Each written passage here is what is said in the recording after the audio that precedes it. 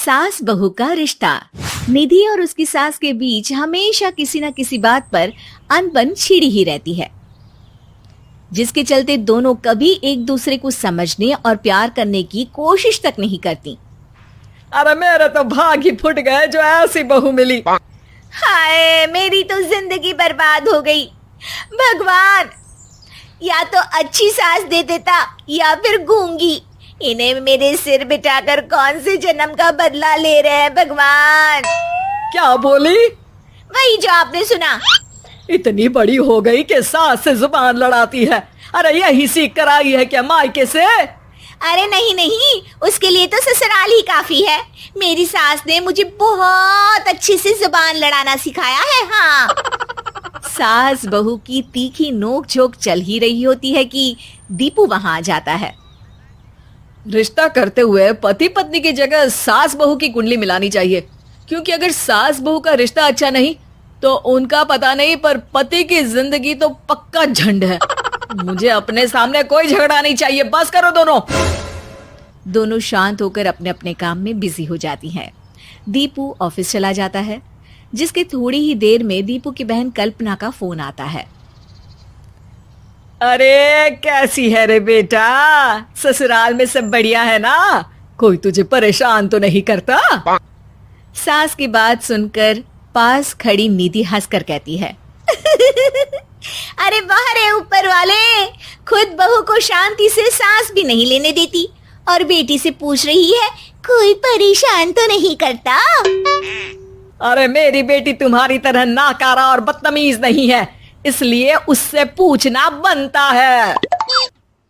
तो उनकी सास भी आपकी तरह नहीं होगी, इसीलिए उन्होंने कुछ बोला नहीं। और इसी के साथ एक बार फिर दोनों सास बहू के बीच तानों का युद्ध शुरू हो जाता है। फिर कल्पना कुछ देर तक तो फोन पर सुनती रहती है, पर जब दोनों चुप होने का नाम तक नहीं लेती तो वो चिल्लाते हुए बीच में बोलती है, अरे बस करो, यहाँ फोन कान पर लगाए जब मुझसे आप दोनों की बातें सुनी नहीं जा रही तो मेरा बेचारा भाई न जाने किस हाल में होगा। अरे ये सब तेरी भाभी की वजह से है बेटा। तो माँ, आप भी कुछ कम नहीं है। आप दोनों को ही अपना रिश्ता सुधारने की जरूरत है। मैं एक बाबा को जानती हूँ जो रिश्ते सुधारने में एक्सपर्ट हैं। आप दोनों उनके पास जाइए। ना जी ना, मैं ऐसे ढोंगी बाबा में नहीं मानती। देखा, कहा था ना। अरे ये तो हमारे घर में शांति चाहती ही नहीं है। भाभी, एक बार ट्राई करके तो देख लो। इस पर निधि मान जाती है और अगले ही दिन दीपू के ऑफिस जाने के बाद दोनों बाबा के पास पहुंच जाती हैं। सास बहू के बीच रिश्ता कुछ ज्यादा खास नहीं है। हर समय तू मैं चलती रहती है। हाँ जी हाँ, बिल्कुल सही। आप तो बहुत ज्ञानी है बाबा जी। तो उपाय सुनो। बहू को साफ और सच्चे मन के साथ सास को 12 लाल और 12 हरी चूड़ियां भेंट करनी है। मतभेद अपने आप कम हो जाएंगे। बाबा का उपाय सुन अगले दिन निधि सास को चूड़ियां भेंट कर देती है, लेकिन इससे भी उन दोनों के बीच कुछ सही नहीं होता। अरे पक्का इसने ही किलस कर चूड़ियां दी होंगी, तभी कुछ नहीं हुआ। दोनों दोबारा बाबा के पास जाती हैं। कुछ नहीं होता। तो दूसरा उपाय सुनो।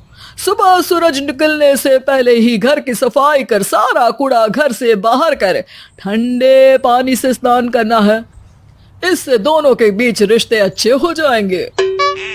अरे इतनी जल्दी मम्मी जी ही उठ सकती हैं? ये आपको ही करना पड़ेगा। मैं अकेली तो लड़ाइयाँ नहीं करती ना। बाबा का उपाय मानते हुए अगली सुबह से सास जल्दी उठ सूरज निकलने से पहले घर की सफाई कर ठंडे पानी से नहाने लगती है। ये सब कुछ दिन तक चलता है, जिससे अभी भी दोनों के रिश्ते तो नहीं सुधरते, पर सास की तबीयत खराब होने लगती है। अब लगता है आपने मन से काम नहीं किया होगा, तभी तो रिश्ता वैसा का वैसा पड़ा है और तबीयत खराब हो गई। अरे सही कहती थी तुम, कल मुहा ढोंगी बाबा। देर आए पर दुरुस्त आए। चलो आराम करो आप। अब निधि बाकी काम छोड़ सास की सेवा करने लगती है। अपनी पत्नी और माँ में ऐसा बदलाव देख दीपू बिल्कुल हैरान रह जाता है। अरे कहीं बाबा ने कोई जादू टोना तो नहीं कर दिया? मेरी माँ और पत्नी इतना घुल मिल कर तो नहीं रहती। ओहो, सरकज़म। बस बस, अब जाओ और अपना काम खुद कर लो, मुझे मम्मी जी का ख्याल रखना है। निधि की बात सुन हैरान दीपू बस उन्हें देखता रह जाता है और निधि सास का ध्यान रखने में लगी रहती है। इसी तरह दिन बीतते हैं और निधि आधे से ज्यादा समय सास के साथ बिताने लगती है, जिस वजह से उन दोनों का रिश्ता पहले से अच्छा होने लगता है और वो एक दूसरे को समझने लगती है। बहू, मैं सोचती हूँ एक बार उसे ढोंगी बाबा के पास जाना चाहिए, उसे सबक सिखाने के लिए। अरे पर मम्मी जी, उसकी क्या जरूरत है, हमारे घर में सब ठीक है, फिर वो कुछ भी करे, हमें उससे क्या। दोनों के बीच ये बात हो ही रही होती है कि तभी बाबा कल्पना के साथ उनके घर आ जाते हैं। माँ, बाबा आप दोनों से मिलना चाहते थे, इसलिए मैं उन्हें यहाँ ले आई। अरे पर हमें इस ढोंगी बाबा से नहीं मिलना।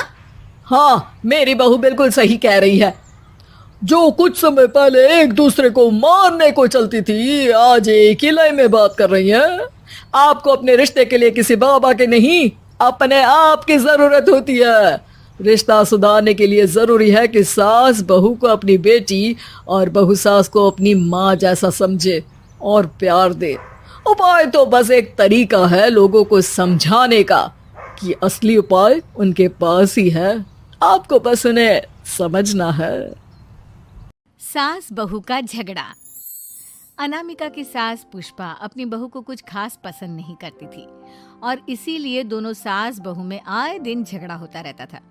सास बहू के झगड़े के चक्कर में अनामिका के पति मोहित की जिंदगी मुश्किल में पड़ गई थी। बेचारा बार बार माँ और बीवी के झगड़े को सुलझाता ही रहता था, लेकिन दोनों समझने का नाम नहीं लेती थी। वैसे तो सब कुछ ठीक ठाक चल रहा था, लेकिन एक दिन अनामिका और पुष्पा के अंदर जोरदार झगड़ा हुआ और बात कुछ इस तरह थी। बहू, मैंने तुम्हें कल अपनी एक साड़ी धोने के लिए दी थी। हाँ मम्मी जी, वो साड़ी धोकर मैंने आपकी अलमारी में रख दी है। उसी की बात कर रही हूँ मैं। जरा देख तो, इस साड़ी को देखकर किसी भी तरह से लगता है ये धुली हुई है। अरे मम्मी जी, मैंने आपकी साड़ी वॉशिंग मशीन में अच्छे से धोकर सुखाकर आपकी अलमारी में तह बनाकर रखी थी। आपके तो नखरे खत्म ही नहीं होते। अरे कैसे बात कर रही है मुझसे, मेरे नखरे? अरे मोहित, जरा ये देख तो, ये साड़ी धुली हुई लग रही है क्या? अरे मम्मी, जब अनामिका कह रही है कि उसने साड़ी धोई थी तो मान लो ना, हर बात पर झगड़ा करना जरूरी है क्या?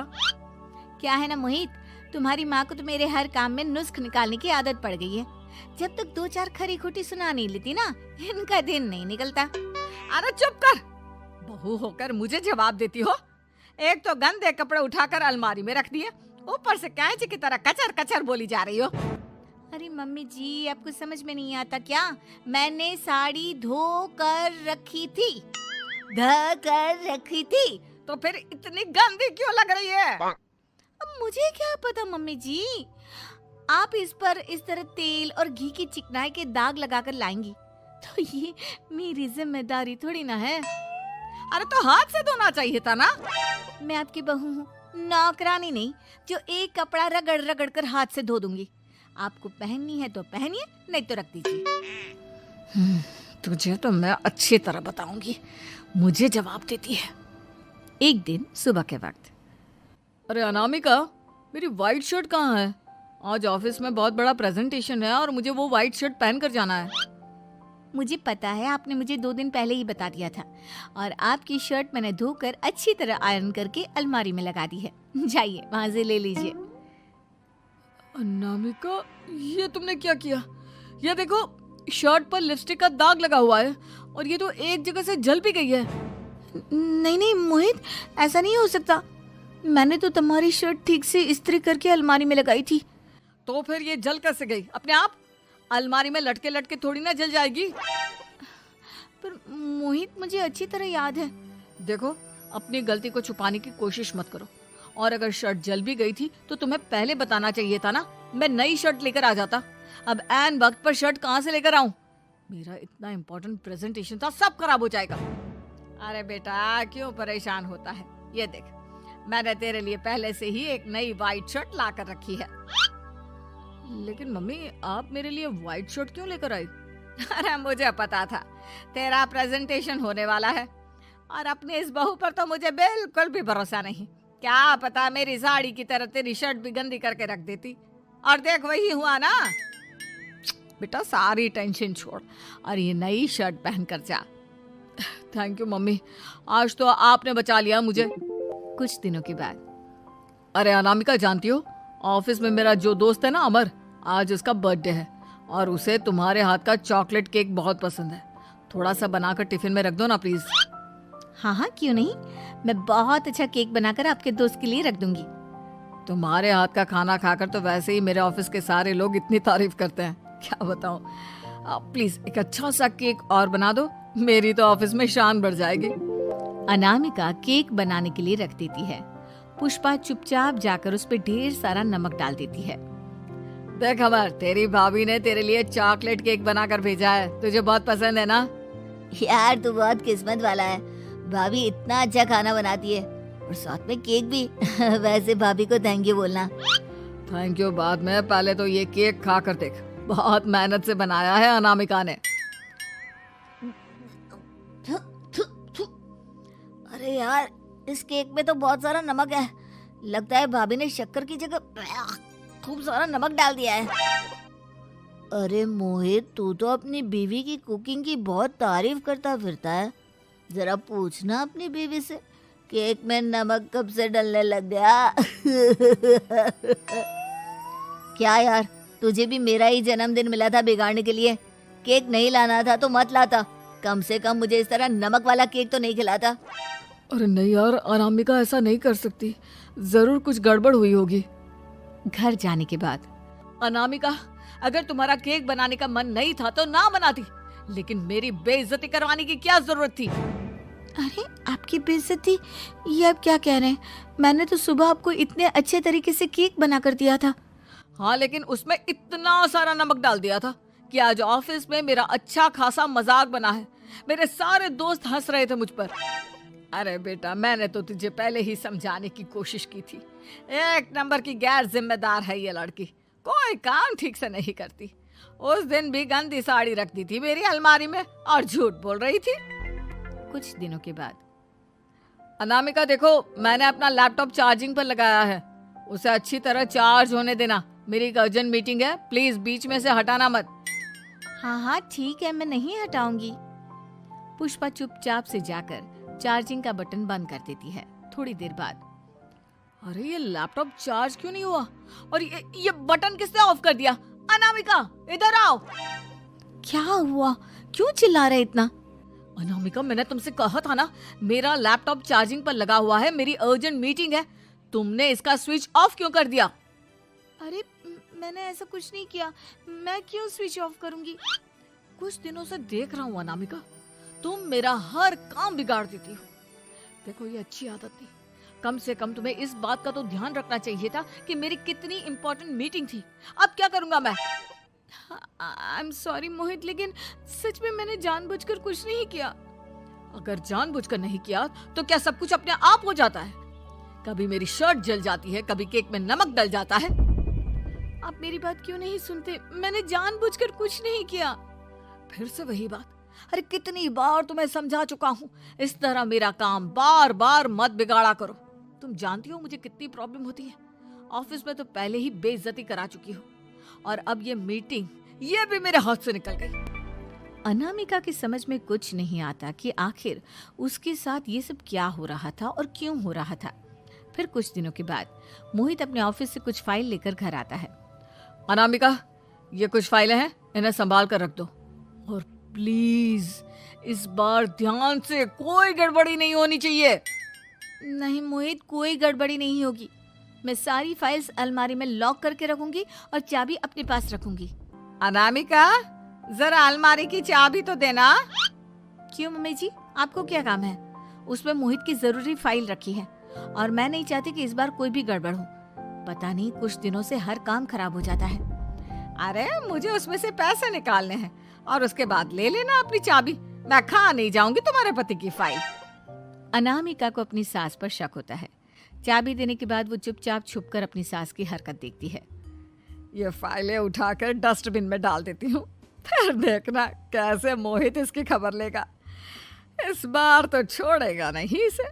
वैसे भी पहले मैंने जो कुछ भी किया है उसकी वजह से अच्छी खासी डांट पड़ी है, मजा आ जाएगा। अच्छा, तो ये बात है। सारा काम मम्मी जी बिगाड़ देती हैं, वो भी इसलिए क्योंकि मेरा उनसे झगड़ा हो गया है। सास के जाने के बाद अनामिका मोहित को बुलाकर लाती है। क्या हुआ अनामिका, क्या दिखाना है? ये देखिए, आपकी फाइल डस्टबिन में पड़ी हुई है। इसीलिए तो कहा था संभाल कर रखना, और तुमने उठाकर ये फाइल डस्टबिन में डाल दी। मैंने नहीं, तुम्हारी मम्मी ने डाली है, मुझसे बदला लेने के लिए, ताकि तुम मुझे डांटो। और अगर मैंने डाली होती तो मैं तुम्हें दिखाने के लिए बुलाकर तो नहीं लाती ना। सही कह रही हो, मैं अभी मम्मी से जाकर बात करता हूँ। थोड़ी देर बाद, मम्मी सच सच बताइए, मेरी फाइल अलमारी में से निकालकर डस्टबिन में आपने डाली थी ना? अरे, अपनी माँ पर इल्जाम लगाता है, शर्म नहीं आती तुझे? मैं इल्जाम नहीं लगा रहा हूँ मम्मी, जो सच है वही पूछ रहा हूँ। आप जल्दी से बताइए आपने ऐसा क्यों किया? अरे तो क्या करती, तेरी बीवी मुझसे झगड़ा करती है, उल्टे सीधे जवाब देती है, मुझे उससे बदला लेना था। अरे मम्मी, लेकिन आप दोनों के झगड़े के चक्कर में मेरा कितना नुकसान हुआ है, ये कभी सोचा आपने? मम्मी जी, अगर आपका बदला पूरा हो गया हो तो आइंदा ऐसी कोई हरकत मत करना, क्योंकि अब आपकी सच्चाई हमारे सामने आ चुकी है। यह तो वक्त ही बताएगा मैं क्या करूंगी और क्या नहीं। मम्मी जी, कहा ना आप ऐसा कुछ नहीं करेंगी। अरे मेरी जो मर्जी आएगी वो मैं करूंगी। मेरा सर घूम रहा है, सास बहू के झगड़े में मेरी जिंदगी का तो कचरा हो गया है, कचरा। सास बहू और ताबीज। सुप्रिया का रोज किसी न किसी बात पर अपनी बहू तारा से झगड़ा होता ही रहता। दोनों स्वभाव से जिद्दी और अड़ियल थे। दोनों में से कोई भी एक दूसरे के आगे झुकना नहीं चाहता था। फिर एक दिन, तारा, कहाँ मर गई थी तू अभी तक? सुबह से शाम हो गई, घर में इतना काम पड़ा है, ये सब छोड़कर कहाँ मौज मस्ती करने गई थी? आपके घर के सारे काम करने का मैंने ठेका नहीं ले रखा। आप भी तो अपने दोस्तों के साथ किटी पार्टी करने जाती हैं, तब तो मैं आपको नहीं टोकती। अरे मैं तेरी सास हूँ, तू मेरी सास नहीं है। सास है तो क्या मुझे चैन की सांस नहीं लेने देंगी आप? बहुत जबान चलने लगी है तेरी आजकल। आने दे मेरे बेटे को घर पर, फिर देख तेरी कैसे क्लास लगवाती हूँ। आपके पास और काम ही क्या है? बाहर पड़ोसियों से मेरी बुराई करना और घर में पति से। हाँ, तो अब तेरा काम भी तो ऐसे ही होते हैं ना। तारीफ के लायक कोई भी काम किया है तूने आज तक? बस जुबान चलवा लो, कैंची से भी तेज चलती रहती है। सिर्फ जुबान ही नहीं, हाथ पैर भी चलते हैं, जिनकी वजह से आपको घर में इतनी सफाई देखने को मिलती है, वरना आपको तो अपनी किटी पार्टियों से फुर्सत नहीं मिलती। तो कहना क्या चाहती है? घर का क्या सारा काम तू खुद अकेला करती है? तो और क्या नौकरानी करती है? इसी तरह तारा और सुप्रिया में आए दिन लड़ाई होती। दोनों के दिन की शुरुआत ही एक दूसरे से लड़कर शुरू होती और लड़कर ही खत्म होती, मानो ये अब उनकी दिनचर्या का हिस्सा बन चुकी हो। शाम को तारा का पति वैभव घर आता है। वैभव को देखते ही उसकी माँ सुप्रिया उसके पास आती है और कहती है, बेटा वैभव, अच्छा हुआ जो तू आज जल्दी घर आ गया। देखना तेरी बीवी सुबह से मुझसे लड़ी जा रही है। माँ की बातें सुनकर वैभव तारा को जोर जोर से आवाजें देने लगता है। क्या हुआ जी, इतना चीख क्यों रहे हो? तारा, तुमने आज फिर माँ से लड़ाई की? अरे लड़ाई मैंने नहीं की, शुरुआत पहले इन्होंने की थी। समझा दीजिए अपनी माँ को। मुझे कहीं भी आते जाते टाइम टोके नहीं, वरना मैं अपना सामान बांधकर मायके चली जाऊंगी। इतना कहकर तारा वहां से चली जाती है। ये सब क्या चल रहा है माँ? किसी दिन मैं आप लोगों के चक्कर में जरूर पागल हो जाऊंगा। आप लोग कभी प्यार से क्यों नहीं रहते? अरे वो हमेशा मेरी बातों का उल्टा जवाब देती है बेटा। अब तू ही बता मैं क्या करूं? तो आप उसे ताने मारती ही क्यों है माँ? वाह बेटा वाह, तुझे मेरे ताने दिखते हैं, उसका बात करने का तरीका नहीं दिखता। देखा नहीं वो किस तरह से बात करती है मुझसे। मुझे माफ कीजिए माँ, मुझे आप दोनों के बीच में पड़ना ही नहीं है। आप दोनों ही एक जैसे हो। इतना कहकर वैभव वहां से चला जाता है। वैभव के जाने के बाद सुप्रिया सोच में पड़ जाती है। धीरे धीरे समय बीतने लगता है और एक दिन सुप्रिया को पता चलता है कि उनके गांव में एक महात्मा ठहरे हुए हैं जो वशीकरण करना जानते हैं। तो सुप्रिया भागते हुए उन बाबा का पता ढूंढने निकल पड़ती है। इस बात की खबर जैसे ही तारा को चलती है, वो भी उस बाबा की खोज में निकल पड़ती है। अगले दिन सुबह आज तारा और सुप्रिया दोनों ही बहुत अच्छे मूड में होती है। ना सुप्रिया तारा को देखकर कोई ताना मारती है, ना तारा अपनी सास से बेवजह उलझती है। दोनों मिल बांट कर रसोई में काम करती हैं। भाई तारा, जरा मुझे वो चाय पत्ती पकड़ाना। ये लीजिए माँ जी, क्या आप मेरे लिए भी चाय बना देंगी? अरे हाँ हाँ, क्यों नहीं। इसी तरह दिन बीतते हैं और दोनों का रिश्ता भी निखरने लगता है। ऐसे ही देखते 3 महीने बीत जाते हैं। आजकल ये मैं क्या देख रहा हूँ? अचानक आप दोनों के बीच इतना प्यार कैसे हो गया? एक दिन था जब कभी माँ आप तारा को ताने देते देते नहीं थकती थी, और तारा तुम पहले तो कितना उलझती थी माँ से, तो अब ये अचानक क्या हो गया आप दोनों को? अरे यह सब तो एक बाबा का कमाल है, जिसने मुझे यह ताबीज दिया था। सुप्रिया के हाथ में बंधा ताबीज देखकर तारा चौंक जाती है। ये ताबीज तो उस बाबा ने मुझे भी दिया था, आपको अपने वश में करने के लिए। इसका मतलब तू भी उस बाबा से मिलने गई थी? आपकी हरकतों की वजह से ही मुझे जाना पड़ा था। ये सब क्या चल रहा है? मुझे तो आप लोगों की कोई भी बात समझ में नहीं आ रही। सुप्रिया वैभव को सारी बात बताते हुए कहती है, अरे जैसे ही मुझे पता चला कि हमारे गांव में जाने माने तांत्रिक बाबा आए हुए हैं जो वशीकरण करना जानते हैं, तो मैं बिना देरी किए उनके पास चली गई और बहू को अपने वश में करने की इच्छा उनके सामने रखी, जिससे ये मेरी हर बात माने। बाबा, मैं अपनी बहू से बहुत दुखी हो चुकी हूँ, वो मेरी एक बात नहीं मानती। आप कुछ ऐसा कीजिए बाबा जिससे मेरी बहू मेरी हर बात मानने लगे। पहले आप मुझे अच्छे से बताइए, आपको अपनी बहू से आखिर परेशानी क्या है? बाबा, वो मुझसे कभी प्यार से बात नहीं करती। मैं उसे एक बात सुनाती हूँ तो वो पलट कर 4 बातें सुनाती है। आप कुछ ऐसा कीजिए ना जिससे मेरी बहू सारी बातें मानने लगे। बाबा सुप्रिया की बातों को ध्यान से सुनते हैं और उसके बाद सुप्रिया को एक काले रंग का ताबीज देते हुए कहते हैं, ये ताबीज तुम्हें अपने गले में पहनना है, और जब तक मैं ना कहूँ तब तक इसे उतारना मत। तो क्या इस ताबीज की मदद से मेरी बहू मेरे वश में हो जाएगी? सिर्फ वश में ही नहीं, इस ताबीज के कारण तुम्हारी बहू तुम्हारे आगे पीछे भी घूमने लगेगी। लेकिन बस तुम्हें कुछ काम करने होंगे। कैसा काम बाबा जी? तुम्हें अपनी जुबान पर काबू रखना होगा। उससे जो भी काम करवाना हो हमेशा प्यार से बात करनी होगी। धीरे धीरे वो तुम्हारी मुट्ठी में आ जाएगी। अरे ठीक है बाबा जी, जैसा आप कहेंगे ठीक मैं वैसा ही करूंगी। तारा ये सब सुनकर चौंक जाती है। ऐसा ही कुछ तो मेरे साथ भी हुआ था जब मैं उस बाबा से मिलने गई थी। बाबा जी, मैं अपनी सास से बहुत तंग आ चुकी हूँ। वो हर रोज़ किसी न किसी बहाने मुझसे लड़ती रहती हैं। आप प्लीज़ कुछ ऐसा करिए ना जिससे मेरी सास सुधर जाए और मुझे बेवजह टोकना बंद कर दे।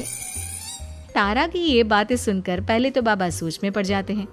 उसके बाद वो तारा को भी काले रंग का ताबीज पकड़ाते हुए कहते हैं, ये लो बिटिया, इसे अपने गले में पहन लो, और जब तक मैं तुम्हें इसे उतारने के लिए ना बोलूं तब तक इसे उतारना नहीं।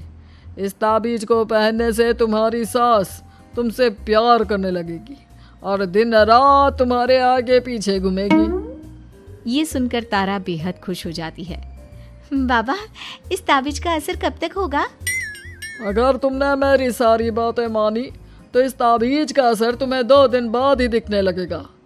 उसके लिए सबसे पहले तुम्हें अपनी सास को इज्जत देनी होगी, उनके साथ प्यार से बर्ताव करना होगा, और अगर कोई भी काम भी करवाना हो तो प्यार से ही बात करनी होगी। फिर देखना वो कैसे तुम्हारे इशारों पर नाचती है। ठीक है बाबा जी, जैसा आपने कहा है मैं ठीक वैसे ही करूंगी। इसका मतलब उस बाबा ने हम दोनों को एक जैसे ताबीज देकर पागल बना दिया। जरूर कोई ढोंगी बाबा होगा। इतने में ही बाबा भी उनके घर पहुंच जाते हैं और मुस्कुराते हुए उनकी ओर आते हैं और उनसे उनके हालचाल पूछते हुए कहते हैं, ताबीज का असर हुआ या नहीं? बाबा जी, आपने हमें एक ही जैसा ताबीज देकर पागल बनाया है। ऐसा कैसे? ताबीज ने अपना काम तो पूरा ही किया है। आप दोनों को देखकर लगता तो नहीं कि अब भी आप लोगों के बीच कोई खटपट है। खटपट तो नहीं है बाबा जी। अब तो मेरी बहू मेरी हर छोटी बड़ी ज़रूरतों का ख्याल रखती है, मेरी सेवा करती है। हाँ, वैसे अब तो मम्मी जी मुझे ताने भी नहीं देती और ना ही कहीं आने जाने में टोकती हैं। जानते हो ये सब कैसे संभव हुआ? कैसे बाबा जी? यह सब तुम दोनों के कारण ही संभव हुआ है। मैंने जो ताबीज दिया था वो सिर्फ एक धागा ही था। ये चमत्कार तो तुम दोनों ने अपनी जुबान पर संयम रखकर प्यार और संयम के साथ काम करके किया है। बिटिया, कुछ कमी तुम्हारे अंदर थी तो कुछ कमी तुम्हारे सास के अंदर थी। इसीलिए तुम दोनों को सुधारने और तुम्हारी गलती का एहसास कराने का यही एक रास्ता था।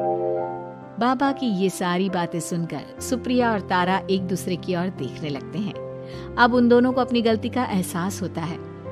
शायद आप सही कह रहे हैं बाबा। मैंने कभी अपनी बहू को समझने की कोशिश ही नहीं की। मैंने भी तो कभी आपकी उम्र और ओहदे का लिहाज नहीं किया और जो जब मन में आया बोलती चली गई। हो सके तो मुझे माफ कर देना मम्मी जी। चलो फिर, अगर सब ठीक ही हो गया है तो बाबा जी अब आप भी वापस अर्जुन बन जाइए। वैभव की बात पर बाबा अपनी नकली दाढ़ी हटाते हैं तो उसे देखकर सास बहू हैरान रह जाती हैं। अरे अर्जुन भैया, आप? हाँ भाभी, आप दोनों के रोज रोज वाले झगड़ों से परेशान होकर एक दिन मेरे इस दोस्त ने एक प्लान बनाया और मेरी मदद मांगी, तो मैं इनकार कैसे कर सकता था। और देखिए, आज उसका नतीजा हम सबके सामने है। सब जोर जोर से हंसने लगते हैं। सास बनी डंडे वाली भूत। शिखा की नई नई शादी हुई थी। उसका मायका और ससुराल दोनों कानपुर में ही थे, इसलिए उससे मिलने उसके भाई अक्सर आते जाते रहते थे। ये बात शिखा की सास मीना को बिल्कुल पसंद नहीं थी। मम्मी जी, आज राहुल भैया आ रहे हैं। कौन? तेरे चाचा का लड़का? जी मम्मी जी। अरे पर वो तो दिल्ली में रहता है ना? हाँ मम्मी जी, उन्हें कल सुबह दिल्ली के लिए निकलना है, तो वो आज मुझसे मिलते हुए कल सुबह यहीं से निकल जाएंगे। हमने तो धर्मशाला खोल रखी है ना। कुछ कहा क्या मम्मी जी? मैंने कहा हाँ हाँ, आने दे तेरे भैया को, जमकर खातिरदारी करेंगे। अब तो कुछ करना ही पड़ेगा, इससे पहले कि मेरा घर धर्मशाला बन जाए। ये कैसी बातें कर रही हो मीना? सच ही तो कह रही हूँ। अभी इसकी शादी को साल भर भी नहीं हुआ और आए दिन इसके घर वाले आ धमकते हैं। अरे तो क्या हुआ, वो इसी शहर में रहते हैं तो हाल चाल लेने आ जाते हैं। इस बार मैं उनका हाल और चाल दोनों ही बिगाड़ दूंगी। अब बहुत हो गया जी। अरे ये कैसी बातें कर रही हो, हे भगवान, बस आप तो देखते जाइए। शाम को राहुल आता है। नमस्ते आंटी, कैसे हैं आप लोग? हम लोग तो ठीक है, तुम कैसे हो बेटा? मैं भी अच्छा ही हूँ आंटी। बस आज रात के बाद नहीं रहोगे। चलिए भैया, मैं आपको हमारा घर दिखाती हूँ। रात में खाने के टेबल पर शिखा, रोहित कहीं दिखाई नहीं दे रहा। जी भैया, वो ऑफिस के काम से बाहर गए हैं, कल शाम तक आएंगे। अच्छा अच्छा। बेटा, क्या तुम भूत प्रेत में मानते हो? नहीं नहीं आंटी जी, पर अचानक आपको ये ख्याल कहाँ से आ गया? पता नहीं क्यों, कभी कभी मुझे लगता है जैसे रात के समय बैठक में कोई घूमता रहता है। ये आप क्या कह रही हैं मम्मी जी? हाँ, तुम लोग घबरा ना जाओ, इसलिए मैंने आज तक इस बारे में कुछ नहीं कहा। ये आपका वहम होगा आंटी जी, ऐसा कुछ नहीं होता। हो सकता है। चलो अब मेरा सोने का टाइम हो गया है तो चलती हूँ मैं। शिखा बेटा, राहुल के सोने की व्यवस्था वहीं दीवान पर कर देना। जी पापा जी। अब चलिए भी। अच्छा, तो बैठक में सोने वाले हैं साहबजादे। क्या बड़बड़ा रही हो? कुछ नहीं, आप सो जाइए। मीना और महेश के सोने के बाद शिखा और राहुल आपस में बात कर रहे होते हैं। तभी डोरबेल बजती है। अरे आप! सरप्राइज! काम जल्दी खत्म हो गया तो मैं आज ही चला आया। ये तो बहुत अच्छा किया। देखिए राहुल भैया भी आए हुए हैं, आप दोनों का मिलना भी हो जाएगा। कैसे हो रोहित? मैं तो ठीक हूँ भैया। शिखा, मैं भी आज यहीं सो जाता हूँ, राहुल भैया से बातचीत भी हो जाएगी। अच्छा अच्छा ठीक है। मीना आधी रात को उठती है, कंबल मुंह से पैर तक ओढ़ के डंडा लेके बैठक में आती है और देखती है दीवान पर चादर ओढ़े कोई लेटा हुआ है। देखो तो कैसे मजे से सो रहा है बहन के ससुराल में। मीना ताबड़तोड़ 4-5 डंडे मार देती है। अरे मर गया! अरे बचाओ बचाओ, कौन है? मीना जल्दी से अपने कमरे में भाग जाती है। हे भगवान, ये मैंने क्या किया? ये रोहित कहाँ से आ गया?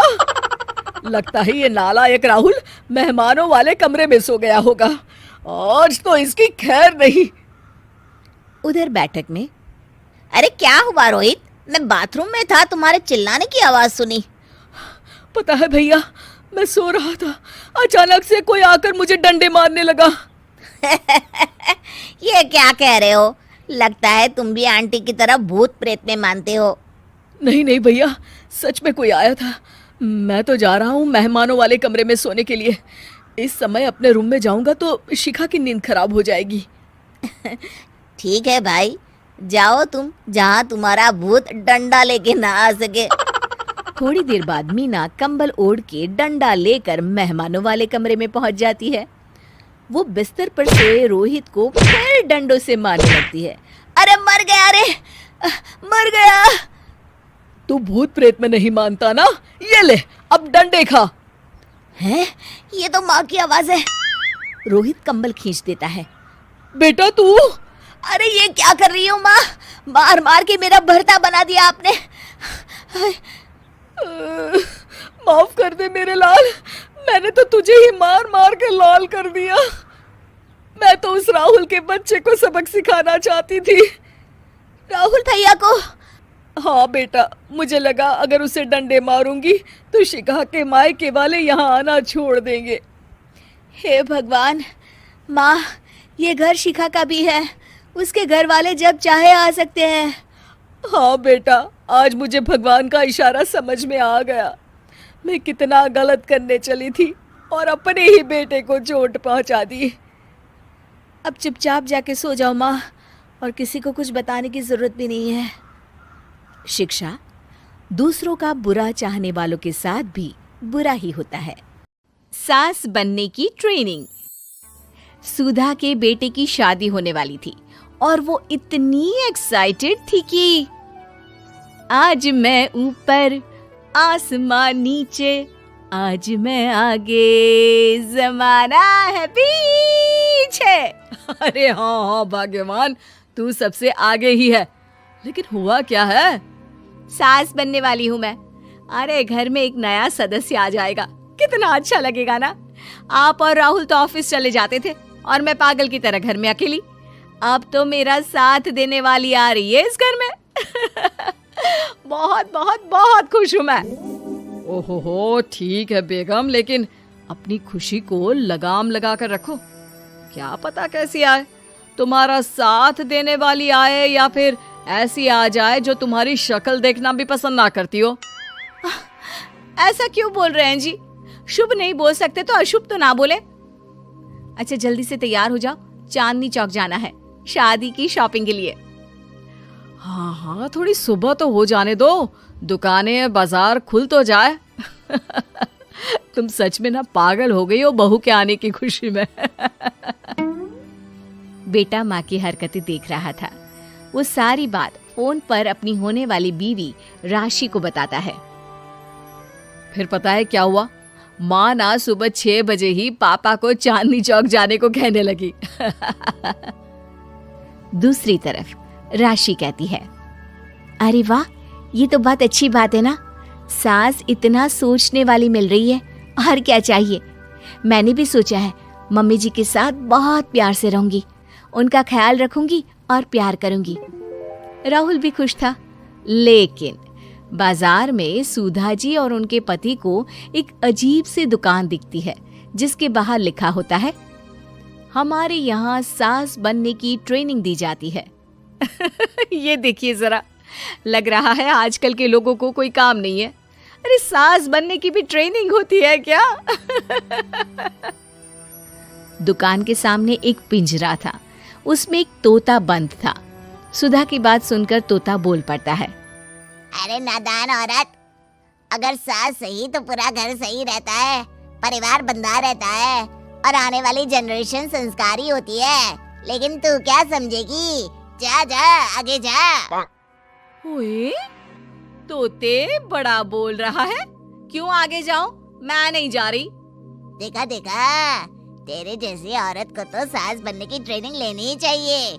निकाल 1000 रुपये और जान दर, नहीं तो पूरी जिंदगी रोती रहेगी। सुधा को तोते की बात में दम लगता है। ए जी, निकालो ना जरा 1000 रुपए। अरे पागल हो क्या?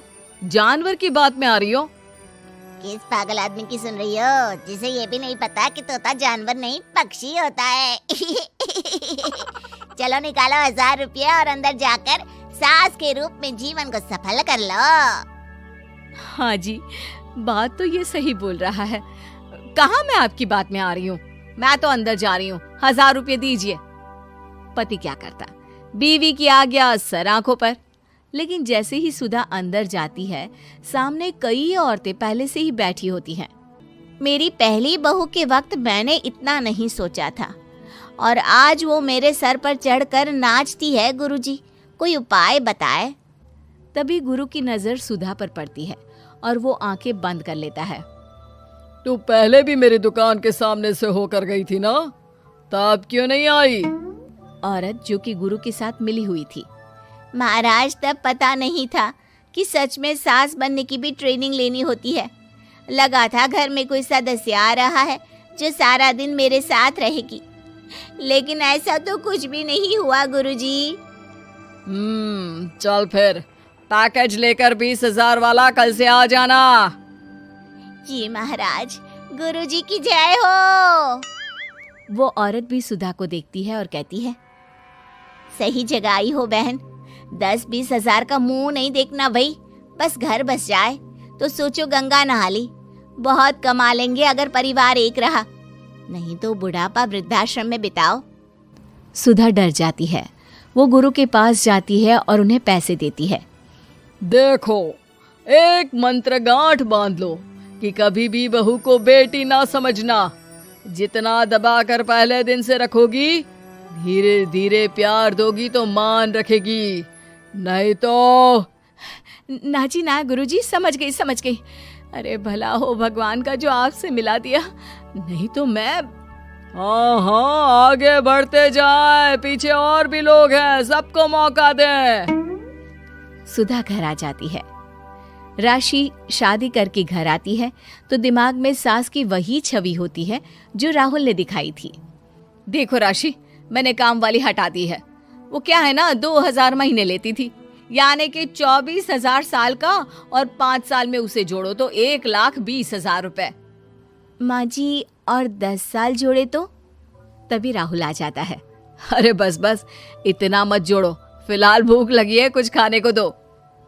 अरे पर बर्तन तो गंदे हैं ना, काम वाली तो आई नहीं, फिर बर्तन कौन धोएगा? अरे कौन धोएगा मतलब?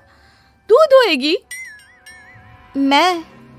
ठीक है, मैं धो लेती हूँ। धो कर देती हूँ, आप खाना बना ले। अरे खाना भी तू ही बनाएगी? ये क्या बात होती है माँ? क्या हो गया तुझे? कल तक तो कुछ और ही बोल रही थी। लेकिन सुधा का व्यवहार सुधरने का नाम ही नहीं ले रहा था। बहू और बेटा ससुर से बात करते हैं। पिताजी, क्या हो गया है माँ जी को? वो क्यों ऐसे व्यवहार कर रही है जैसे मैं कोई नौकरानी हूँ? पिता क्या करता, बता देता है सारी कहानी कि कैसे सास का दिमाग एक गुरुजी ने खराब किया है। सास बनने की ट्रेनिंग? तो मामला ये है, वही मैं कहूँ, कहाँ तो माँ बहू का इंतजार ऐसे कर रही थी मानो साक्षात कोई देवी आने वाली है, लेकिन व्यवहार नौकरानी जैसा। देखिए माँ बुरी नहीं है, बस किसी ने उनका दिमाग खराब कर दिया है। तो ऐसे में मेरे पास एक आइडिया है। बहू फुसुर फुसुर करके पति और ससुर से बात करती है। अगले दिन बहू सास के सामने कहती है, अच्छा मैं जा रही हूँ, मेरी क्लास है। ये बोलकर बहू निकल जाती है। ये कौन सी क्लास करने जा रही है? पढ़ाई तो खत्म हो गई थी इसकी। अरे माँ, दरअसल वो ये सोचकर आई थी कि तुम माँ जैसी होगी, लेकिन यहाँ तुम तो तुर्रम खां बन गई हो। तो वो किसी बहू बनने की ट्रेनिंग वाली क्लास में गई है। ये बोलकर बेटा बाप की ओर देखता है और आंख मार देता है। हाँ हाँ, वो तो तुम्हारी माँ ने भी सास बनने की ट्रेनिंग ली है बेटा। पहले का जमाना और था भाई, कि भोले मन से रिश्ते शुरू किए जाते थे। अब तो नई लड़की घर आते ही नौकरानी हटा देते हैं। बताओ, पिछले 25 साल से वो नौकरानी काम कर रही थी, तब तो कोई हिसाब किताब नहीं हुआ। अरे पापा, आप भी माँ को बोल रहे हैं? अरे माना, वो माँ समझ कर आई। घर में खुशहाली रखने के लिए हमेशा आप लोगों के साथ उठती बैठती, माँ को कभी जवाब नहीं दिया। लेकिन माँ की क्या गलती? अरे दादी ने भी तो ऐसा ही किया होगा ना माँ के साथ, तभी तो माँ अपनी बहू के साथ ऐसा कर रही है। नहीं नहीं, वो तो बहुत अच्छी थी। मेरे आने के बाद तो उन्होंने खाना बनाने वाली भी रख ली थी। अरे तो फिर तुमने क्यों काम वाली हटा दी? किसी के कहने पर अपना घर खराब कर रही हो तुम सुधा। अब बहू भी गई है ट्रेनिंग लेने, पता नहीं क्या सीख कर आएगी। नहीं नहीं, मैं अभी जाकर उसे ले आती हूँ। तभी बहू वहां पर आ जाती है। नहीं माँ जी, मैं कहीं नहीं गई थी, मैं तो सिर्फ आपके लिए ये नई साड़ी लेने गई थी। अब तो सब ठीक है ना? ऐसा लगा अंत में बताइएगा जरूर। अरे बहू, चाय ले ले, उठ जा बेटा। अरे मम्मी रहने देती ना, मैं उठ तो रही थी। अरे कोई बात नहीं, खाने में क्या बनाना है वो बता दे। देख लो माँ, कुछ भी जो ये कहे बना लेते हैं। बेटा, मैंने तो जो सब्जी थी वो काट दी है, तू बस रोटियां बना लेना। ये हर रोज सुबह का सीन था ममता के ससुराल का। एक दिन पड़ोसन कहती है, अरे बहन जी, सारा दिन काम करती रहती हो, थकती नहीं क्या आप? बहू क्या करती रहती है सारा दिन? अरे वो भी कुछ ना कुछ करती ही रहती होगी। अब इतनी भी बूढ़ी तो नहीं हूं मैं, जो बैठ जाऊं कि सामने काम पड़ा है और मैं बैठ ही रहूं। अरे लेकिन बहू की तो आदत खराब हो जाएगी जब सारा काम आप ही कर दोगी। अरे ठीक है ना, कम उम्र में हमारी भी शादी हुई थी। अब आजकल के पढ़ने लिखने वाले बच्चों को सारी जिम्मेदारी लेने में भी तो वक्त लगता है। बहू है तो क्या हुआ, मेरी बेटी की उम्र की ही है ना। एक उसे भी देख लो, चाय बनाने के सिवा आता ही क्या है। ममता से सारी बात करती है। हाँ, मम्मी जी ही ज्यादा काम करती हैं, इसमें कोई दो राय नहीं है। लेकिन मैं भी क्या करूं, ऑफिस और घर के बीच जो वक्त मिलता है उसी में काम कर लेते हैं, है ना? दिन बीत रहे थे। सास बहू के बीच की बॉन्डिंग अच्छी थी, लेकिन जब बहू माँ बनती है तो जो थोड़ा बहुत काम किया करती थी वो भी छोड़ देती है। बहू, ये ले, तेरे लिए बनाया है, इसको खाने से बच्चा और तू दोनों स्वस्थ रहेंगे। ठीक है माँ जी। माँ जी, वो बच्चे के लिए गद्दे जो सूख रहे हैं ना छत पर, जरा ले आइए ना। तभी वहां पति आ जाता है। अरे माँ रुको, मैं ले आता हूँ, तुम मेरा खाना लगा दो। माँ किचन में चली जाती है। पता है, बगल वाली डॉली है ना, वो लोग हमारी साइड के हैं। उसकी सास ने तो उसकी हड्डियों को मजबूत करने वाले लड्डू बनाए हैं। उसे भी बच्चा हुआ है ना। पता नहीं मम्मी जी क्या पानी सा उबाल कर दे देती है, मैं तो बस वही खा लेती हूँ। अरे तो तुम्हारे साइड बनता है तो तुम अपनी माँ से बोल दो, वो बना देंगी। आहा, माँ की तबीयत ठीक नहीं रहती, तुम जानती हो ना, कैसे बनाएंगी वो? अरे क्या हो गया सासू माँ को? कल तक तो फेसबुक में किटी की फोटो डाल रही थी। अच्छा अच्छा, चुप रहिए। डॉली की सास ने मनाया है, तुम लोगों का भी तो फर्ज बनता है। तभी वहां सास आ जाती है। ये ले बहू, गर्म पानी की बोतल, गर्म पानी पीने से पेट अंदर हो जाएगा। नहीं नहीं माँ जी, गर्म पानी पीने से प्यास नहीं बुझती। अरे पी लेना बेटा। वो बगल वाली डॉली को तो जानती है ना, जो तुम लोगों के साइड की है। तेरे साथ ही उसका भी बच्चा हुआ था। बेचारे का कोई ख्याल रखने वाला नहीं, सारा काम करती है और रात में बस एक लड्डू खाकर सो जाती है। पेट तो लटक ही गया है और बच्चा तो कितना कमजोर सा है उसका। अच्छा माँ, क्या बात है, डॉली की ये हाल है? क्यों मैडम, क्या कहना है आपका? पता है मुझे, किसी के पास मेरी सास की तरह सास थोड़ी ना है। नहीं नहीं बेटा, ऐसा नहीं है। मेरे लिए तो तुम सभी मेरे बच्चे जैसे ही हो। ममता को समझ में नहीं आता कि वो सास में कैसे कोई बुराई निकाले, क्योंकि हर कोई उससे उसकी सास की तारीफ ही किया करता था। एक रोज ममता के घर उसकी ननद आती है। अरे भाभी, मुन्नी को तो 6 महीने हो गए, आप अभी भी बेड पर हो। आ गई है आप? कैसी हैं बुआ? बच्चा होने के 6 महीने बाद आई हैं आप? भाभी, अमेरिका दूर है ना, तो वक्त लग जाता है। अब इनकी छुट्टी अभी थी तो सभी आ गए। वैसे माँ कहाँ है? थकी हारी सास बेटी को देखकर खुश हो जाती है। माँ, इस बार तेरा वीजा तैयार है, मेरे साथ चलने को तैयार रहना। हाँ हाँ बेटा, मैं तैयार हूँ। अरे ऐसे कैसे माँ? मैं कैसे मैनेज करूंगी? कैसे मतलब? जैसे मैंने किया अमेरिका में, आप इंडिया में कर लेना।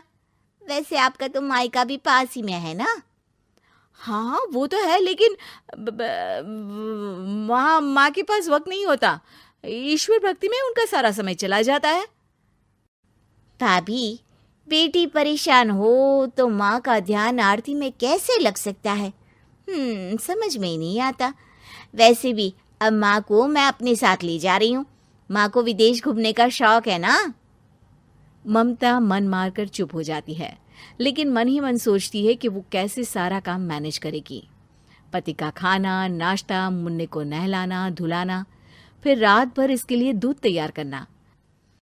माँ तो सारा काम करती थी। हे भगवान, ना भाई ना। क्या हुआ भाभी? क्या सोचकर ना भाई ना कर रही हो? अरे कुछ नहीं, बस बच्चे के बाद से ही कमजोरी ज्यादा हो गई है ना, तो अचानक से बड़बड़ाने लगती हूँ मैं। अगले दिन ममता अपनी माँ को फोन करती है। राधे राधे। माँ, मैं क्या करूँ? मेरी सास तो अमेरिका जा रही है बेटी के पास। अब घर का सारा काम, बच्चा, सब कैसे मैनेज करूँगी? तू आ जाना माँ कुछ महीनों के लिए मेरे पास। अरे ना ना ममता, मेरे बस की बात नहीं है काम धाम। अरे तू तो जानती है ना, मैंने तो तेरे भाई की शादी भी गरीब गांव की लड़की से इसीलिए ही की थी कि वो चुपचाप घर का सारा काम करे। वैसे भी अब तो आदत भी नहीं रही मेरी काम करने की। ममता को माँ पर बहुत गुस्सा आता है। ठीक है माँ, देख लूंगी मैं, लेकिन मेरी मुसीबत के वक्त आप मेरा साथ नहीं दे रही है। अब भूल जाना मुझे। ममता गुस्से में आकर फोन रख देती है और रोने लगती है, लेकिन बेचारी करे भी तो क्या। अब सास और ननद दोनों घर का काम करते। नेहा आराम करती, लेकिन अब आराम में भी उसे चिंता रहती। और फिर वो दिन भी आ जाता है जब ननद का जाने का वक्त आ जाता है। भाभी, मैं जा रही हूँ, अपना और मुन्ने का ख्याल रखना। ममता सास को देखती है और गले लगकर रोने लगती है। माँ, जल्दी आ जाना।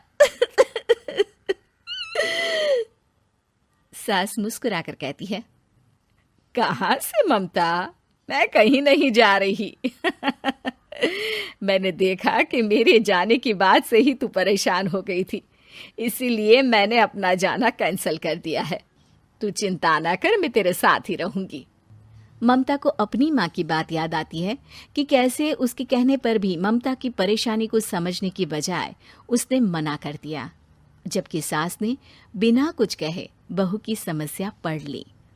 हाँ माँ, हम सब साथ चलेंगे बाद में दीदी के घर अमेरिका। आज से आप रानी बनकर रहना और मुन्ने को देखना। मैं समझ चुकी हूँ कि मेरा फर्ज क्या है। सास, माँ, बहू और बेटी।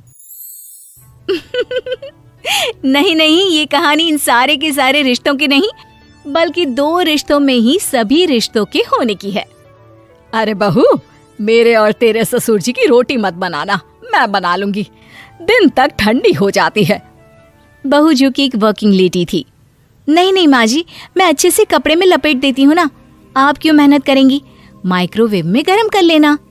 अरे नहीं बहू, मेहनत मत कर, वैसे भी ऑफिस में कम मेहनत होती है क्या, जा रहने दे। लेकिन बहू मानती नहीं, वो सास ससुर की रोटी बना कर ही जाती है। दोपहर में खाने के वक्त ससुर जी कहते हैं, अरे बहू को रोटी बनाने के लिए क्यों मना कर दिया, क्या हो गया, ठंडा ही तो खाते आए हम लोग हमेशा से। अरे वो क्या है ना, सुबह ऑफिस जाती है, घर का सारा काम करने में वक्त लग जाता है, अरे थकती है वो अलग, तो मैंने सोचा बहाने से ही थोड़ा कम काम करवाऊं। ससुर मुस्कुरा रहे होते हैं। ये तो अच्छा है, बहू को समझना जरूरी है। वक्त बीत रहा था, घर में सब खुश थे कि एक दिन, माँ जी आप शाम को थोड़ा टहलने निकला करें, घर पर रह रहकर हड्डियां जाम होती है, पापा को भी ले जाया करिए, मैं वक्त पर तो आ जाती हूँ। बहू ठीक 5 बजे ऑफिस से घर आ जाती है, फिर चाय नाश्ता बनाकर सास ससुर के साथ बैठती, उन लोगों को सारा दिन का हाल बताती। रात को पति घर आता है। क्या बात है बेटा, ऑफिस से आकर कभी हम लोगों के साथ भी बैठा कर। अरे माँ, दिन रात काम करके मन ही नहीं करता, अगले दिन की फिर तैयारी होती है, आप और पापा ही कमरे में आ जाओ। इससे अच्छी तो बहू है, कितना भी थकी रहे, घर आकर हम लोगों के लिए चाय नाश्ता बनाना, फिर बातें करना। बहू ना होती तो हम बुढ़ा बुढ़िया तो बैठे ही रह जाते। सास और ससुर अब बहू के कहने पर शाम की सैर पर निकलने लगते हैं।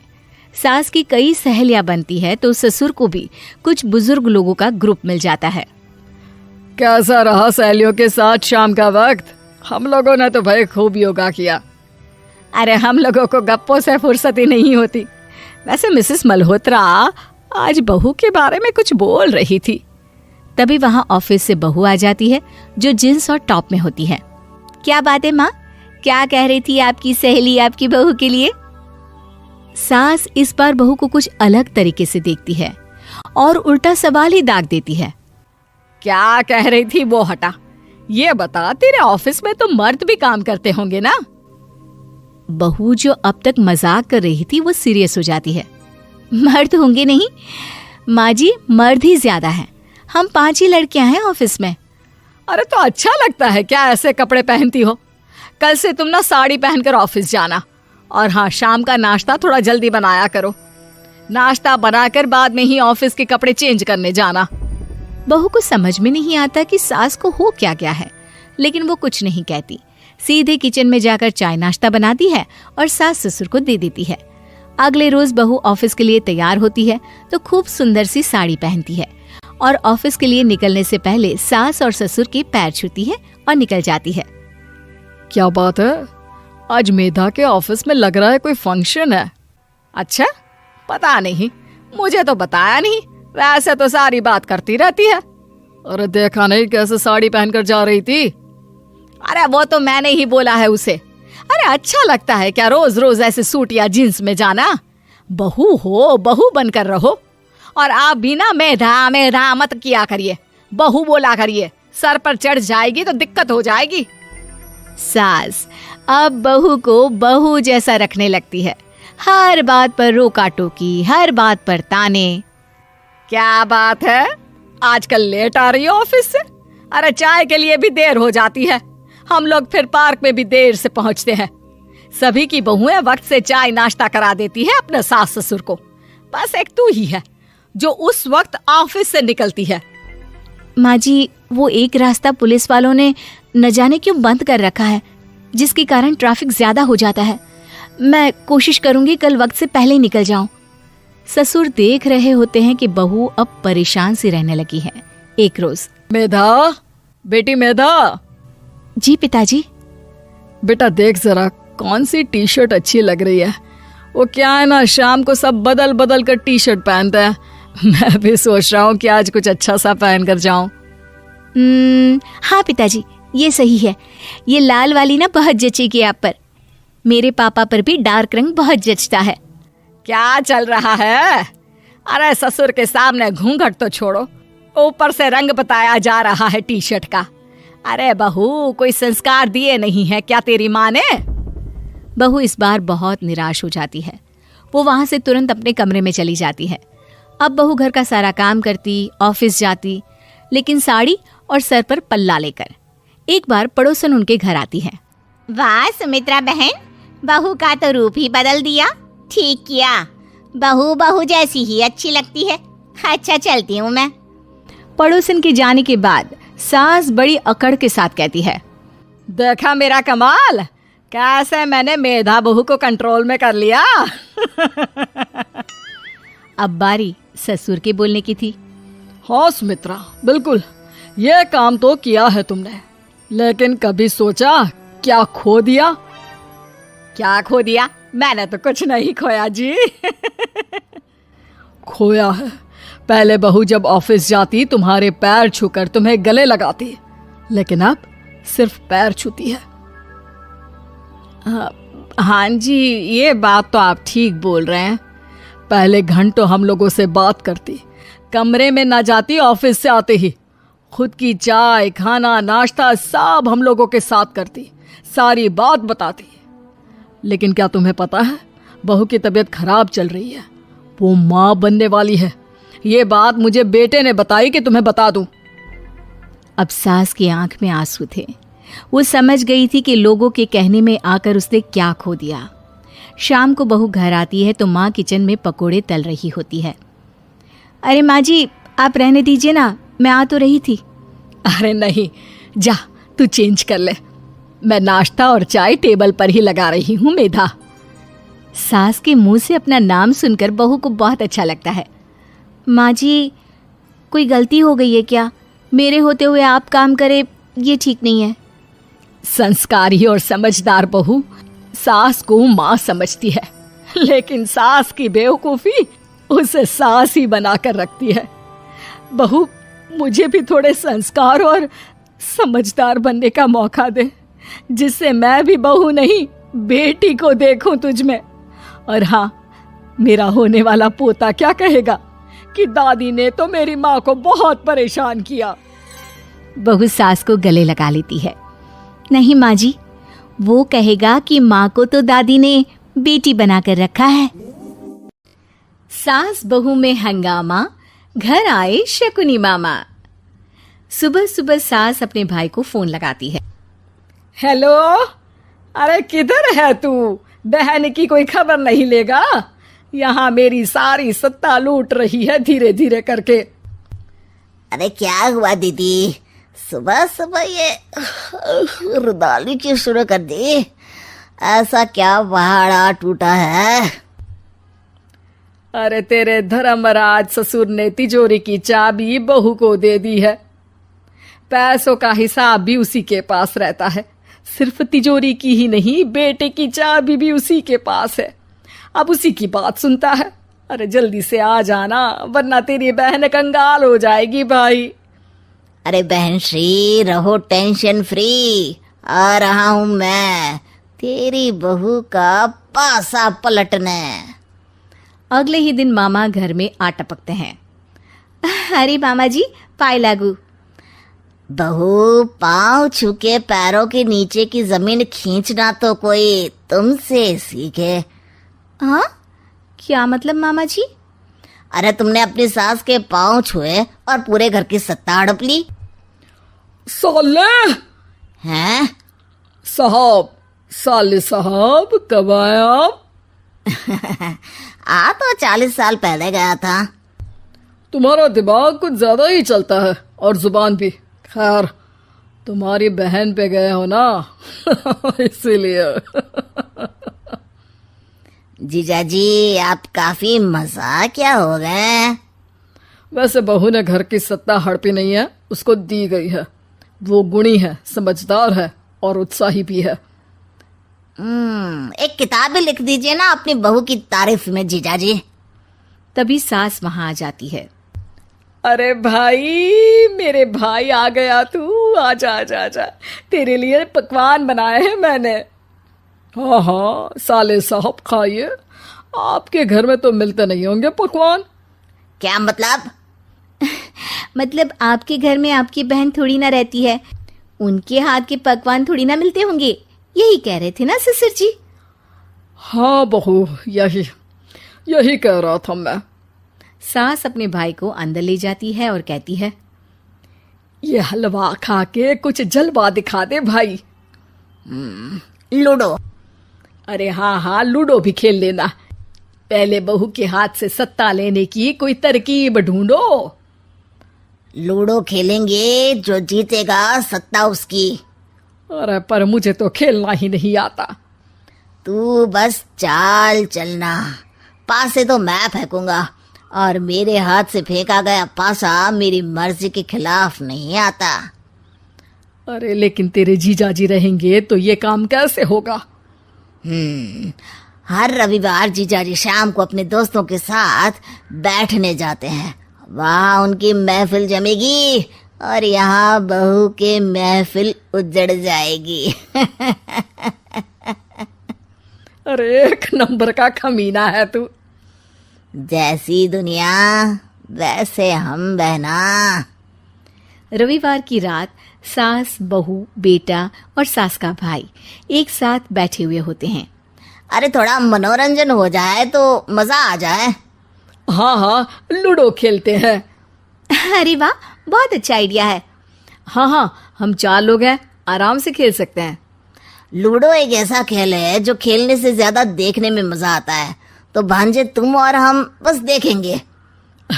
यानी सास और बहू में होगा मुकाबला। आ जाओ, देखते हैं किसमें कितना है दम। खेल होता है शुरू। पहली बाजी बहू जीत जाती है। क्यों सासू माँ, कैसी रही? अरे एक ही खेल जीती है, इतना घमंड ना कर। खेली तो तुम बहुत अच्छा हो बहू, लेकिन ऐसे फीके फीके खेलने में मजा नहीं आ रहा। कुछ दांव पे ना लगे तो क्या मतलब। ठीक है, आप जो कहेंगे मैं दांव पर लगा दूंगी। वादा करो, खेल छोड़ के भागना मत। अरे हाँ मामा जी, पक्की बात। क्योंकि मेरी बहना कच्ची खिलाड़ी है, तो उसकी तरफ से पास से मैं फेंकूंगा। बुढ़ापे में तो वैसे भी हाथ कांप रहे हैं, पास ही क्या फेंकेंगी सासू माँ। बहू को पता नहीं था कि मामा के फेंके पासे हमेशा सही बैठते हैं। वो बस पहली बाजी जीत के खुद को चैंपियन समझ रही थी। अगर मैं हार गई तो बहू को अपने पुराने गहने दे दूंगी, और अगर बहू हार गई तो तिजोरी की चाबी और घर के पैसों के हिसाब की जिम्मेदारी वापस मेरे हाथ में दे देगी। हाँ हाँ, मंजूर है मुझे। अरे रुको तो, थोड़ा सोच समझ के। अरे सोच लिया और समझ भी लिया। दूसरी बाजी शुरू होती है। मामा के फेंके एक भी पासे उनकी मर्जी के खिलाफ नहीं जाते।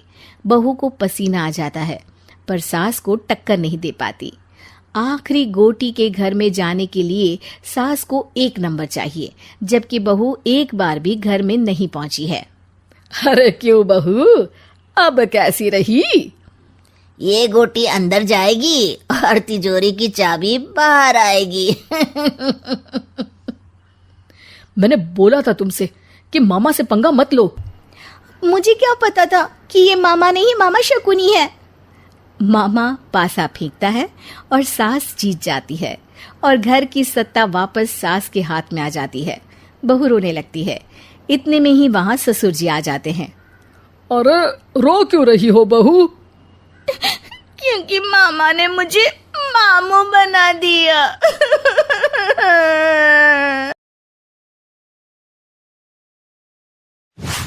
सुगंधा और उसकी सास कांता के बीच एक अजीब सी जंग रहती थी। ये जंग थी किचन में कौन ज्यादा अच्छा काम करेगा और घर के सदस्यों के दिल जीतेगा।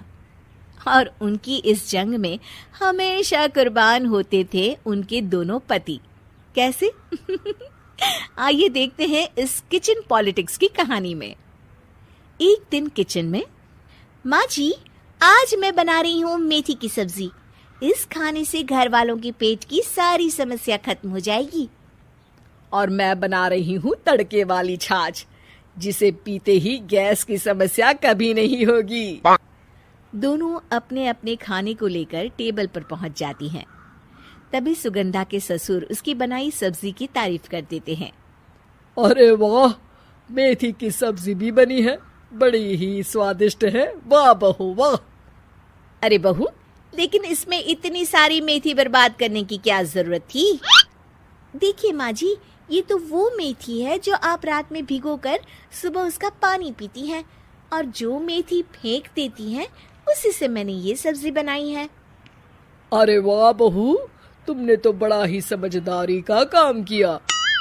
बस अब क्या था, कांता जी का तो मानो ये सुनकर खून ही सूख गया। वो फैसला कर लेती है कि किसी भी तरह वो अपने खाने की तारीफ लेकर ही रहेगी और सुगंधा को किचन में उसकी कमियां गिनाएगी। कांता फ्रिज खोलकर देख रही होती है और फिर सुगंधा से कहती है, अरे बहू, ये क्या, पूरा फ्रिज गंदा पड़ा है। तभी वहां सुगंधा का पति आ जाता है। वो सुगंधा को डांट कर कहता है, सुगंधा, तुम्हें कितनी बार कह रखा है कि वायरस फैल रहा है, साफ सफाई का पूरा ख्याल रखना है, लेकिन तुम किचन में इतनी गंदगी रखोगी तो कैसे चलेगा। सुगंधा सास की तरफ देखती है जहां वो मुस्कुरा रही होती है। सुगंधा समझ जाती है कि सास ने उससे बदला लेने के लिए ये सब किया है। दोनों रात के खाने की तैयारी में लग जाती हैं। दोनों ना एक दूसरे की तरफ देखती हैं और ना ही एक दूसरे से बातें करती हैं। रात को खाने की टेबल पर एक एक कर दोनों कई तरह के अलग अलग व्यंजन टेबल पर लगा देती हैं और अपने अपने पति के पास जाकर खड़ी हो जाती हैं। अरे खाइए जी खाइए, मैंने बड़ी मेहनत से बनाया है। प्लेट में वो खाना डालती हैं। सुगंधा भी दोनों की प्लेट में खाना डालते हुए कहती है, बड़ी ही मेहनत लगी है इस खाने को बनाने में। हाँ, दोनों को ना चाहते हुए भी सारा खाना खाना पड़ता है। कहीं दही तो कहीं मलाई तो कहीं मसाला, और इन सब के बाद दोनों बड़ी ही मुश्किल से अपने कमरे में सोने जाते हैं। लेकिन अगली सुबह सुगंधा का पति चिल्ला रहा होता है, हाय रे हाय, मेरा तो पेट खराब हो गया। हाय माँ, बहुत दर्द हो रहा है। तो वहीं कांता के कमरे से भी कुछ ऐसी ही आवाज आने लगती है। हे भगवान, इस सास बहू की लड़ाई हमारी जान लेकर रहेगी। जाओ कोई डॉक्टर को बुला कर लाओ। डॉक्टर आते हैं। दोनों को देखकर कांता और सुगंधा से कहती हैं, देखिए, आप दोनों इन्हें खाने में हल्का ही दीजिएगा। हो सके तो रात का खाना जल्दी खाया करे और वॉक किया करे। इतना कहकर डॉक्टर वहां से चले जाते हैं। जिसके बाद एक बार फिर से दोनों बहुएं किचन में जाती हैं और खाना बनाने में लग जाती हैं। रात में खाने के टेबल पर दोनों एक बार फिर से खाना लगाने लगती है। पापा जी, मैंने ये पतली मूंग की दाल की खिचड़ी के साथ ये पापड़ और पुदीने की चटनी भी बनाई है। अरे बहू, अभी अभी बेचारे पेट की बीमारी से गुजरे हैं। इतना भारी खाना तो डॉक्टर ने भी मना किया है ना। देखिए, मैंने आप दोनों के लिए सूप बनाया है। और दोनों उन लोगों की प्लेट में खाना डालने लगती हैं। तभी दोनों एक साथ बोल पड़ते हैं, बस करो, हमें माफ करो। हमें नहीं खाना इस घर में, ना खिचड़ी और ना ही सूप। हम इंसान हैं, एक वक्त में एक ही खाना खा सकते हैं। बस करो, हमें माफ करो। हमें नहीं खाना इस घर में, ना खिचड़ी और ना ही सूप। हम इंसान हैं, एक वक्त में एक ही खाना खा सकते हैं। इतना कहकर वो दोनों वहां से चले जाते हैं। कहानी का अंत। आप लोग उम्मीद कर रहे होंगे कि अंत में सब ठीक हो जाएगा। नहीं जनाब, अगर सास बहू के बीच सब ठीक हो जाए तो आप ये सीरीज देखे ही क्यों? तो मजा लीजिए इस चैनल में सास बहू से जुड़ी कहानियों का, क्योंकि ये ऐसा रिश्ता है जिसकी मिठास उसकी खटास में हमेशा ज्यादा ही रहती। सास बहू का लिव इन रिलेशन। नेहा खुले विचारों वाली लड़की थी। अरे नेहा, क्या दिन में सोती है? ससुराल में ऐसा नहीं चलेगा, वहां तो काम करना पड़ेगा। काम जितना काम होगा कर लूंगी माँ, पर अगर कोई ये कहे कि सारा आराम छोड़कर सिर्फ काम ही करना है तो ना भी ना, मुझे नहीं करनी शादी। अरे कैसी बात कर रही हो? अच्छा चलो जाकर नहा लो, मैं नाश्ता लगा देती हूँ, फिर तुम्हें कॉलेज भी तो जाना है। नेहा कॉलेज के लिए निकल जाती है। वो सोचने लगती है कि ससुराल में वो कैसे मैनेज करेगी। क्या हुआ नेहा, परेशान लग रही हो? अरे यार, तू तो मुझे जानती है ना, मुझे अपनी लाइफ बिल्कुल परफेक्ट चाहिए, लेकिन लग नहीं रहा लोग मानेंगे। यार, कहीं मेरी शादी ऐसे घर ना हो जाए जहां मेरी जिंदगी ही नरक हो जाए। अरे मैंने ना कल एक इंग्लिश फिल्म देखी थी, उसमें भी कुछ ऐसी ही समस्या थी हीरोइन की। अच्छा, तो फिर क्या किया उसने? उसने तो अपने होने वाले पति से साफ साफ कह दिया कि वो पहले उसके घर कुछ दिन तक बिना शादी के रह कर देखेगी, और अगर ठीक लगा तो ठीक, वरना तेरे मेरे रास्ते अलग। अरे हाँ यार, ये तो बिल्कुल सही आइडिया दे रही है तू मुझे। चल मैं तो चली। थैंक्स यार, तूने मेरी प्रॉब्लम सॉल्व कर दी। ये बोलकर नेहा खुशी खुशी वहां से निकल जाती है, लेकिन पीछे से उसकी सहेली कहती है, अरे नेहा, नहीं नहीं, कुछ नहीं सुनना मुझे। ये बोलकर वो वहां से चली जाती है। हे भगवान, पूरी बात सुने बिना ही चली गई। अरे वो तो विदेशी फिल्म थी, वहां सब चलता है, लेकिन ये तो भारत है, सभ्यता और संस्कारों वाला देश, जहां शादी से पहले लड़की को ससुराल में नहीं रखा जाता। खैर, नेहा मस्त होकर घर आती है। नेहा, कल तुझे लड़के वाले देखने आने वाले हैं, और हाँ, इस बार कोई बहाना नहीं चलेगा। हाँ हाँ, आने दो आने दो, मैं तैयार हूं शादी के लिए। अगले दिन लड़के वाले आते हैं, जहां लड़का कहता है, मुझे अकेले में लड़की से कुछ पूछना है। हाँ हाँ, क्यों नहीं बेटा, जाओ नेहा, घर तो दिखा दो इन्हें। नेहा भी खुश हो जाती है कि उसे मौका मिल गया है लड़के से अपनी शर्त रखने का। देखो, मुझे ना शादी से बहुत डर लगता है। पता नहीं कैसी लड़की आए, तालमेल बना पाए कि नहीं मेरे परिवार से। मैंने कई घरों में रोज का क्लेश होते देखा है। तुमने तो मेरे दिल की बात कर दी। मैं भी यही सोच रही थी कि भाई सास तो अच्छी होनी चाहिए, पति सपोर्ट करे ना करे, रहना तो पूरे दिन सास के साथ है। लेकिन मेरे पास ना इसके लिए एक बहुत अच्छा आइडिया है। अच्छा, कैसा आइडिया?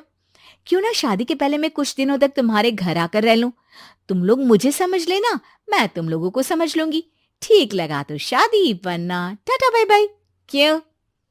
लड़के को नेहा की बात में दम लगता है। वो घर के सभी लोगों के सामने नेहा की बात रखता है। अरे पागल हो गई है क्या? ये कैसी शर्त है? अरे शादी से पहले मैं क्यों तुझे किसी और के घर भेजूंगी रहने?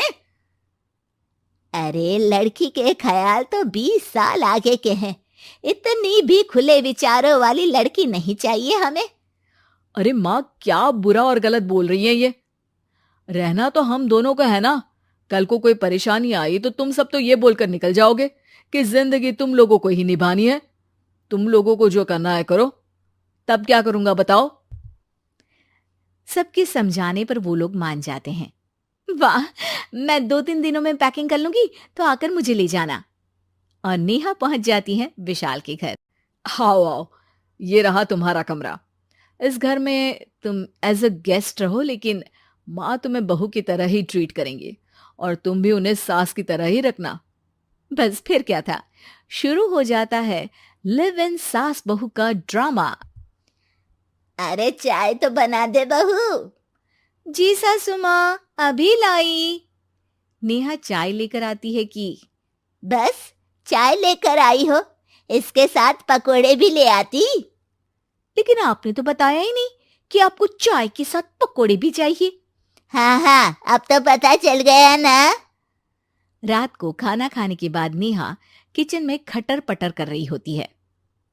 क्या हो रहा है वहां नेहा?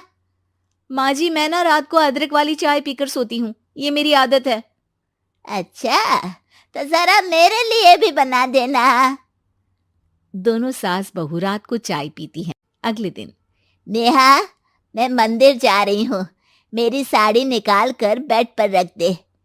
नेहा सास के लिए साड़ी निकाल कर रख देती है। वो देखती है कि उसके आने के बाद से सास ने घर का कोई भी काम करना छोड़ दिया है। यार, मैं क्या करूं? ऐसा ससुराल तो मुझे नहीं चाहिए था जिसमें मैं ही सारा काम करूं। मैं तो ऐसा घर चाहती हूं जहां सास और बहू दोनों मिलकर किचन में काम करें। हे भगवान, रात को चाय पी ली, पेट में गैस बन गई, अब तो चला भी नहीं जा रहा है। मुझे तो ऐसी बहू चाहिए जो हेल्थ के प्रति कॉन्शियस हो, क्योंकि वो ठीक रहेगी तभी तो मैं ठीक रहूंगी। दोनों समझ जाती हैं कि वो लोग एक दूसरे के लिए नहीं बने हैं। अगले दिन नेहा, जरा चाय तो ले आना। नेहा चाय के साथ चिला भी बनाकर ले आती है। सास खा पीकर सो जाती है। अगली सुबह तेरी बुआ सास आ रही है, उसे मैंने तेरे बारे में बताया है। तभी वहां गंवार से एक महिला आ जाती है। चलो यहां से निकलो, कुछ नहीं है खाने के लिए, जाओ। ए नेहा, तमीज से बात करो। ये मेरी ननद यानी आशीष की बुआ है। हाय रे दैया, इतनी आकड़ वाली लड़की। अरे यही है ना जो शादी से पहले ही आकर बस गई है यहाँ पर।